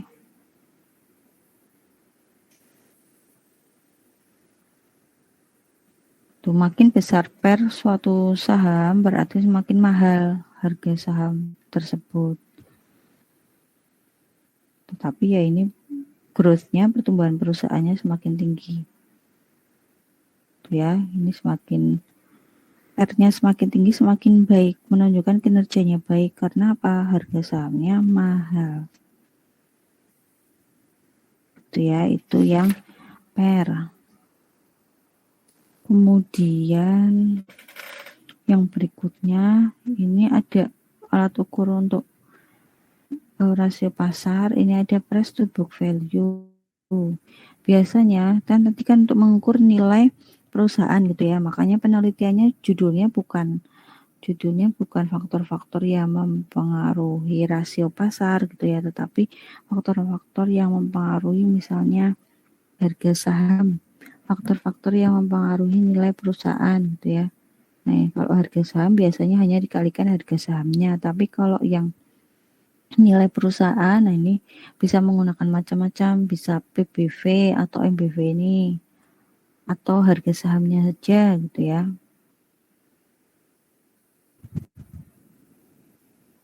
Itu untuk mengukur nilai perusahaan.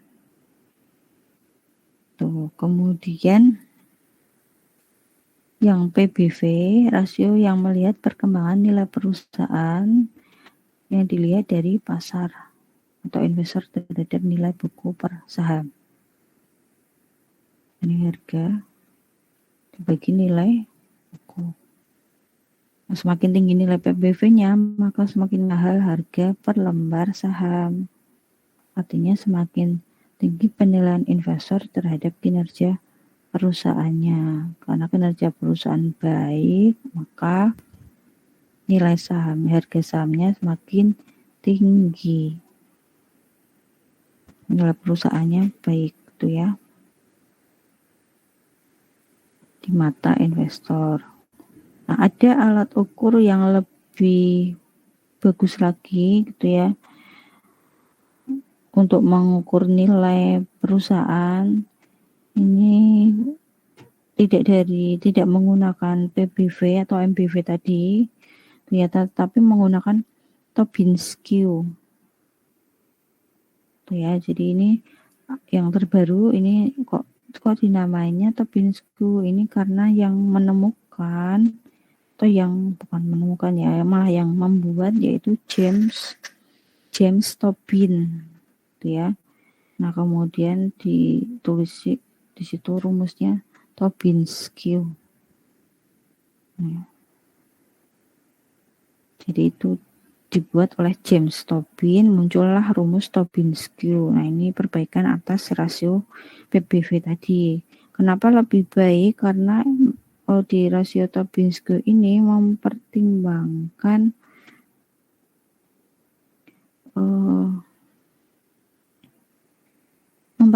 utang, gitu ya.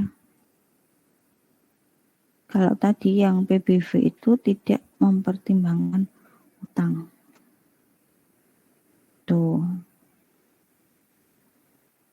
Jadi di situ mengukur tingkat berapa ini ya harga sahamnya itu dengan mempertimbang atau mengukur nilai perusahaannya itu dengan mempertimbangkan utang.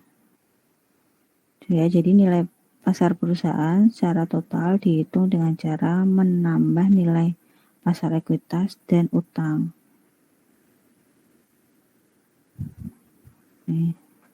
Nah, nilai pasar ekuitas itu diukur dengan mengalihkan harga penutupan saham dengan jumlah lembar saham yang beredar.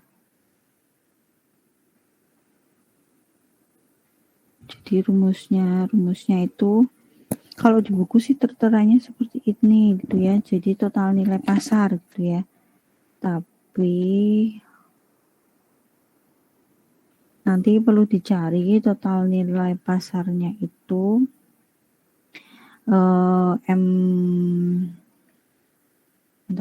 harga pasar. Jadi market value-nya nilai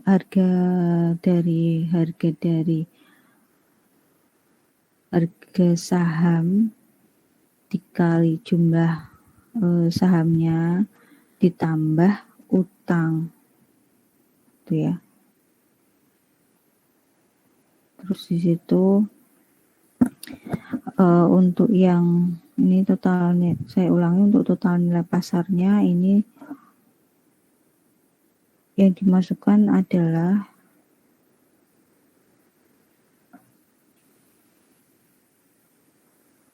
ini terus ditambah satu lagi ya, ini menambahkannya mana nih, bisa enggak ya, bisa ditambah lagi enggak ya, kalau bisa.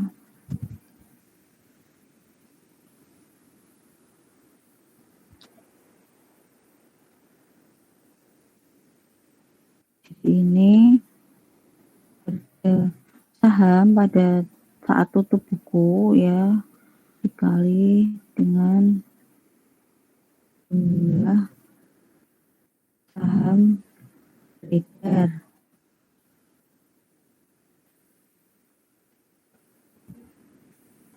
dibagi dengan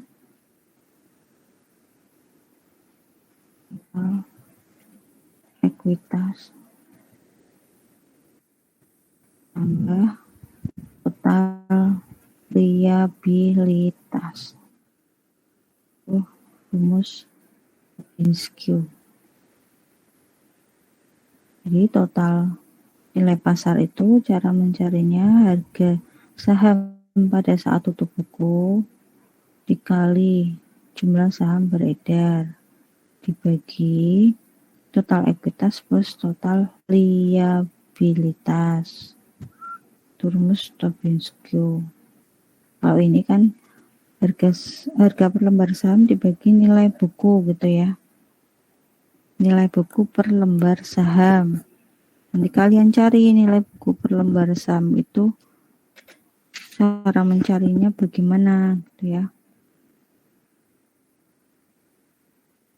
Tuh kadang di buku di annual reportnya itu sudah tertera berapa nilai bukunya gitu ya. Kalau belum ya nanti dicari ekuitas nilai buku per saham itu ekuitas dibagi dengan jumlah saham yang beredar. Tuh ya, ini nilai buku nanti dicari dari total ekuitas dibagi dengan jumlah saham beredar. Nanti ketemu nilai buku per lembar saham. Ini dua ini untuk biasanya mengukur nilai perusahaan. Di penelitian digunakan untuk mengukur nilai perusahaan. Kalau ini biasanya untuk mengukur rasio apa ya seringnya ya. Kadang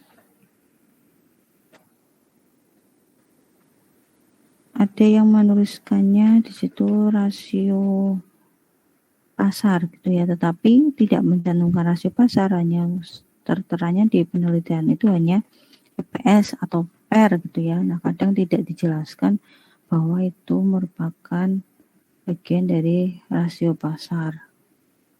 Tuh, kalau sama-sama rasio pasar ya harusnya tidak bisa dihubungkan dengan misalnya Tabinsky karena ini sama-sama rasio pasar. Harusnya misalnya rasio lain dihubungkan dengan rasio pasar itu bisa gitu ya. Di rasio pasar ini ada 4, rasio aktivitas ada berapa tadi, 6 kalau tidak salah gitu ya. Ada lagi yang 2 profitabilitas tadi 4, terus apa lagi tadi, rasio solvabilitas 5 ya kalau tidak salah tadi. Terus yang likuiditas ada 3. Itu untuk menganalisis laporan keuangan ada 5 tadi yang dipelajari. Analisis rasio keuangan, 5 rasio yang kita pelajari. Tuh ada yang ditanyakan.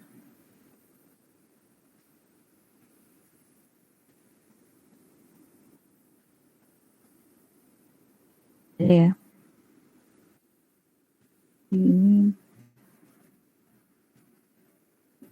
untuk tugasnya tadi ada 2 saja ya yang dikerjakan, yaitu solvabilitas dan profitabilitas. Tuh, terus untuk materi ujiannya berarti dari awal sampai pertemuan hari ini. Tuh ya, jadi pertemuan yang akan datang kita gunakan untuk ujian mid semester. Tuh ada pertanyaan.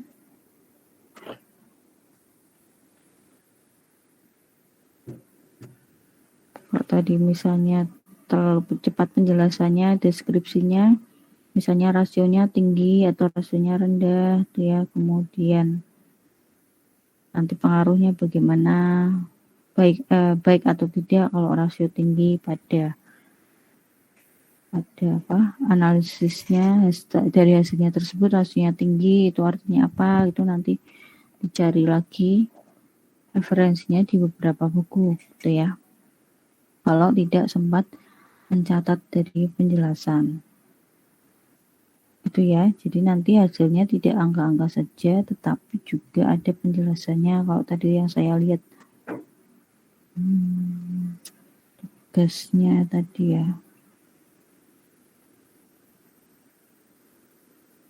ini kurang 3 orang yang belum menyerahkan. Siapa?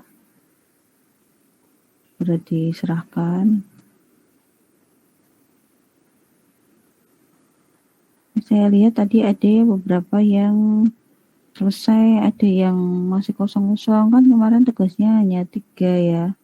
Analisis tren, analisis apalagi itu, year to year, kemudian ada analisis common size gitu ya. Nah itu kan harusnya bisa dikerjakan karena kan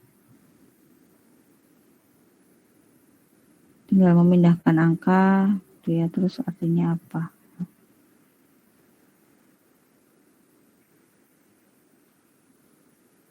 Terus ini kok cuma ini gimana sih nih?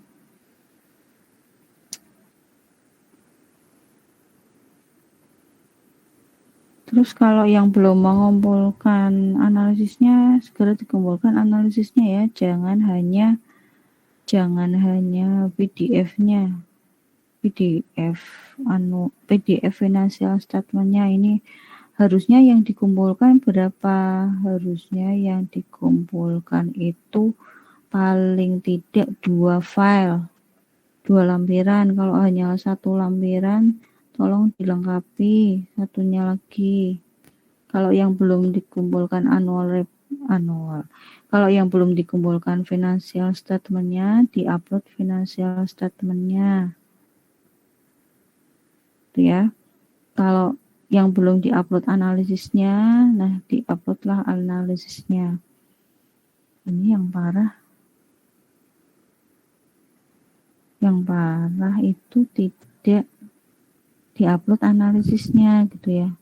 Terus saya tahu mau analisisnya atau tidak dari mana nih, belum ada.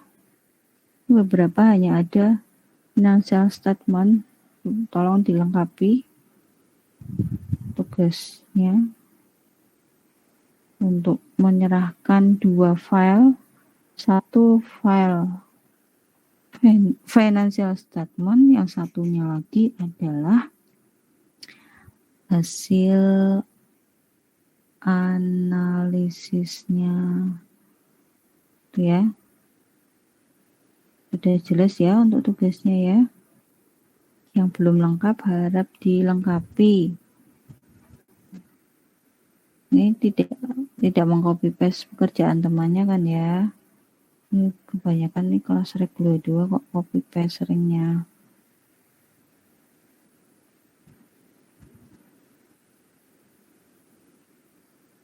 Tolong tidak dilakukan lagi copy paste, kerjakan sesuai dengan ini tugasnya nih. Terus yang kan angkanya beda-beda ya kalau perusahaan apa gitu ya. Ini kalau annual reportnya tidak diupload, saya nanti tidak bisa mengecek apakah ini angka ada di dalam financial statement tersebut. Atau kalau tidak bisa motong ya annual reportnya yang dikumpulkan. Kalau tidak nemu financial statementnya. Itu ya, sudah jelas ya. Pertama, tugas yang belum lengkap dilengkapi. Ada 2 file yang dikirim, annual report dan annual report terus ya. Financial statement sama yang analisisnya.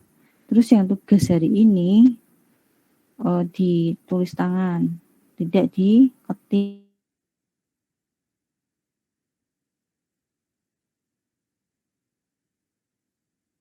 Tidak boleh diketik.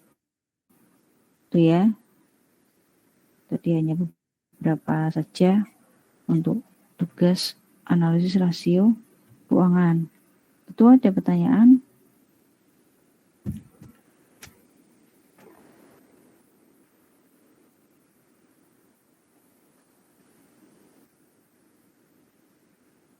Tidak ada ya. Sekali lagi ujiannya mulainya jam berapa ya? Jam 7 mungkin ya. Besok ya. Teman yang akan datang ujiannya mulai jam 7. Ujiannya ya jelas open book ya. Tapi mungkin beda-beda. Terus batasannya ya tidak 2 jam ya, ujian itu ya paling 100 menit gitu ya. Ujian tidak sampai 120 menit, paling lama 100 menit gitu. Jadi jangan nanti menawar belum selesai gitu ya, karena ujian beda dengan perkuliahan. Hanya 100 menit, perkuliahan kan berapa? 3 jam kurang ya. 2,5 jam.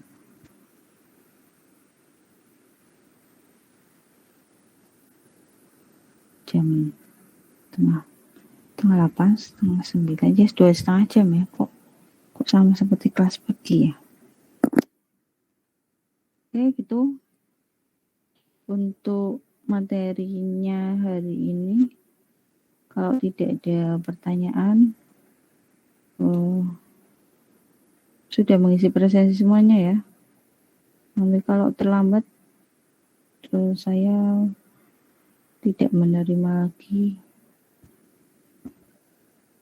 isian formnya ya, dan hari ini juga karena harus segera diupload. Kalau saya nunggu penuh ya nanti malah batas uploadnya terlambat gitu ya di Siakat.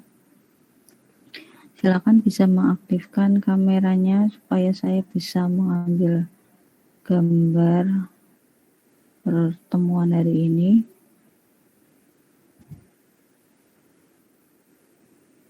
Kalau dari hitung-hitungannya mudah ya, hitung-hitungannya berapa dibagi berapa gitu aja ya.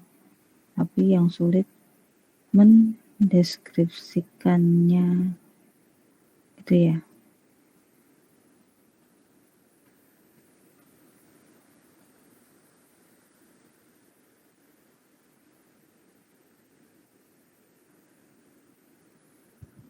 Baik, sebentar ya, sebentar saya buka.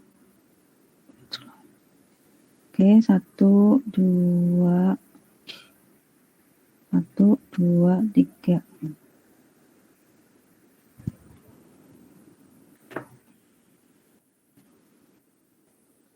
Oke, gitu, kita ketemu lagi insya Allah untuk mata kuliah ini di pertemuan 2 minggu lagi ya untuk ujian. Terus kita ketemu lagi besok di mata kuliah yang berbeda dengan tugas yang lebih banyak ya. Oke, gitu, segera diselesaikan tugasnya ya, yang praktikum manufaktur ya, karena batas waktunya besok ya. Oke, kalau ada pertanyaan-pertanyaan bingung nanti ini maksudnya bagaimana, bisa bertanya di WA ya. Itu ya, Mbak dan Mas semuanya. Saya akhiri. Selamat malam, selamat beristirahat, selamat melanjutkan aktivitas, mengerjakan tugas dan lain-lain atau yang lain-lain lah ya. Saya akhiri. Selamat malam. Wassalamualaikum warahmatullahi wabarakatuh. Waalaikumsalam warahmatullahi wabarakatuh. Warahmatullahi wabarakatuh. Assalamualaikum warahmatullahi wabarakatuh.